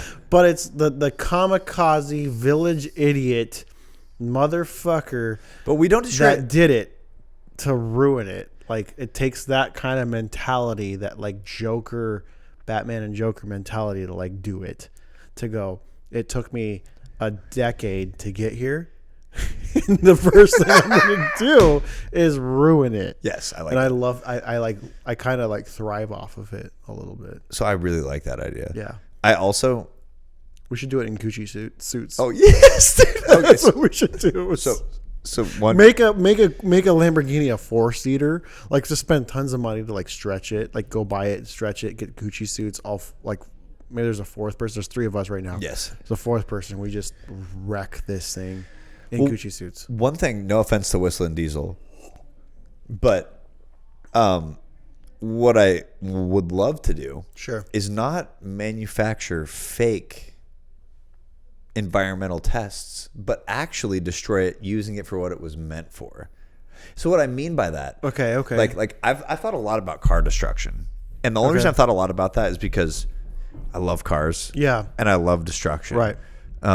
And so for a while I had a plan to destroy all Pontiac. I think it was the Apache, or basically. I wanted to start a YouTube channel for a while where I bought all this really shitty car that everyone hates. It was like this. It was the Apache. It was the Pontiac SUV that kind of looked like a Lexus, but it was like rounded. It was really gross. It was I think it was called the Apache. Okay. Long story short, a car that no one likes. Yeah. But just destroying it by actually using it. So we're not talking running it to walls. We're talking you buy it and you rev and run and ride it until it actually explodes. And in my opinion, I don't think it takes that long. So like theoretically, you buy a brand new Lamborghini, you put it in the hands of the milkman, you put it in the hands of Michael Spears. Sure. You put it in the hands of myself and you, and we don't even need to crash it. Because here's the thing, you don't need to crash it. It will explode just from RPMs within a day. In my personal opinion, I think if I had to destroy a really nice car, I could do it in a legitimate manner. Well, like, can you jump a Lamborghini? Like, let's try it. We could find out. Let's try it. And also, how long can it stay at red line? Right. And how fast can it go in a Montana straightaway with nobody out? Salt flats for fucking 100 miles. First gear. Yeah. Exactly. How fast can first gear go? No, exactly. We don't even like. You get like the fastest one, and you don't even touch the other gears. You just ruin it and go first gear. But ruin it in the most legitimate way. First gear. But not by crashing it. That would be hard to do. Not by slamming the doors. Right. By just treating it. So what they claim it's used for, whatever they say. Yeah, but they're not. It's not used. It's not meant to be used by village idiots like us. No. One time I bought a brand new Subaru WRX STI. I took it to the track. In 1 hour. It's a piece of shit car. Fuck you. Fuck you. In 1 hour, I literally ruined $5,000 worth of brakes, $3,000 worth of tires. Okay. And I almost blew my engine up because I downshifted into third at 110 miles an hour, and it completely locked all 4 tires. Gnarly. Yeah, it was bad. Well, that's your fault because you're a Subaru driver, you fucking piece of shit. Yeah, I was trying to downshift in the fifth. I hit third. Yeah. Whatever. Okay. But long story short, That's how I want to destroy a car. But like in like the most legitimate of legitimate circumstances. Okay, so to condense this, because we are hitting overtime. Oh shit, you're right. Your dream would coincide with mine. We would wear Gucci suits. God, that'd be great. We're gonna get to that point. I promise you. Shake your hand right now. We're gonna get to that point. Gucci suits, Lamborghini, fucking wreck it all. But blow it up because we overused it. Yeah, or just not blow it up and just immediately shoot it with like a bazooka. Oh, I would be down with that. Not even drive it. So here's the best part. If we can't blow it up, get the then we shoot it with dealership. the blow up. Request to like be so rich. You show up at the dealership. You're so rich. You're like, hey, dealership, I don't even want to drive it because it's a behindrance. Drive it to this Wait, field. Did you say a behindrance? Yeah, drive it to this field for me in this exact concordance. I'll pay you $10,000. Drive it here, and then leave, and then immediately shoot it. Don't even get in it. Dude, what? That'd be hard to do. To not even sit in the Lamborghini you bought and blow it up. In Gucci suits, and then the Gucci suits get like muddy up somehow. You get to like okay. Time out. That's my new vision. Okay, so we just blow up a Lamborghini. I never got in it. I like it. To me that would buy it off the lot like that one, and then. Well, personally, materialism is fucking bullshit. Yeah, no, it is. It is, and I would love to do that. I love to wreck people's brains. That's my goal in life: is to wreck people's brains. Why don't we just buy like a fucking really nice house that we could settle down in and then just burn it to the ground? Well, yeah, but then like not claim insurance and be like, yeah, we actually purposely did it. They're like, we're not going to pay you. We're like, we know. we know you're not going to pay. We know we're not going to pay. It's all good. By the way, we're on the phone with Gucci suits on, and they're like, fucking okay. We're like FaceTiming them. Yeah. Don't worry about it. Don't worry about it. We got money. We just want to tell you. All right, everybody. Thank you. That was a good time, dude. That was a really good time. Uncle Whisper, what's his name? Uncle Nearest. Thank you for the whiskey. That was, I think I've had a little bit too much, but thank you, Jeremy, for the spur of the moment podcast. And everybody have a good time, good morning or good night, whatever you're doing. And you're not my dad. Yeah, no, fuck you. Hey, by the way, follow us on the Crocodile TikTok. We're trying to do cool shit, so it's like a coincide. So. It's like this. It's this one right here. But then when you look at it, if you don't know what this is, then if you don't know what this is, bro. Take a peek and learn life. Try it out. Yeah. Trust me, you're gonna like it. All right. Fuck you.